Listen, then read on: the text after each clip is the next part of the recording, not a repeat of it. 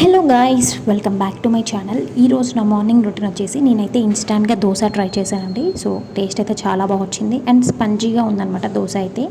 ఇందులోకి నేనైతే కొబ్బరి చట్నీ చేశాను అండ్ రెండు కాంబినేషన్ చాలా బాగుంది. సో నేనైతే వీడియో షూట్ చేయలేదు, ప్రాసెస్ ఏంటో నెక్స్ట్ వీడియోస్లో అయితే నేను కుదిరినప్పుడు ఈ వీడియో అయితే షూట్ చేస్తాను అనమాట. అండ్ ఈ రోజు కర్రీ వచ్చేసి నేనైతే గోరుచిక్కుడుగా కర్రీ చేస్తున్నాను. దానికోసం అయితే తాలింపులో ఆనియన్స్ అయితే వేసుకున్నాను. ఆనియన్స్ వేయక ఇందులోకి అయితే పసుపు వేసుకోవాలి.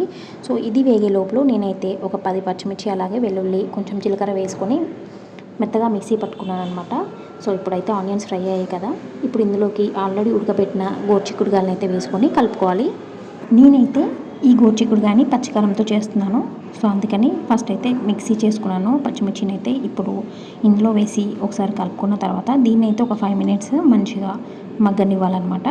సో 5 మినిట్స్ తర్వాత ఇది మంచిగా కుక్ అయిన తర్వాత మనము మిక్సీ చేసుకున్న పచ్చిమిర్చిని అయితే ఇందులో వేసుకొని కలుపుకొని మంచిగా పచ్చివాసన పోయేంత వరకు ఒక 5 మినిట్స్ అయితే మీడియం ఫ్లేమ్లో కుక్ చేసుకోవాలి. సో అంతే, మనకైతే గోరుచిక్కుడుకాయ కర్రీ రెడీ అయిపోతుంది. మనం ముందే బాయిల్ చేసుకోవడం వల్ల కర్రీ అనేది తొందరగా ఉడికిపోతుంది, అలాగే టేస్ట్ కూడా చాలా బాగుంటుంది. సో లాస్ట్లో ఇంకా కొత్తిమీర వేసుకొని స్టవ్ ఆఫ్ చేసుకోవడమే. సో ఎంతో టేస్టీగా ఉండే గోరుచిక్కుడుకాయ కర్రీ అయితే రెడీ అయిపోయింది. మీరు కూడా ఒకసారి ట్రై చేసి ఎలా ఉందో కమెంట్ చేయండి. వీడియో నచ్చితే లైక్ చేయండి, అలాగే మన ఛానల్ని సబ్స్క్రైబ్ చేయడం మర్చిపోకండి.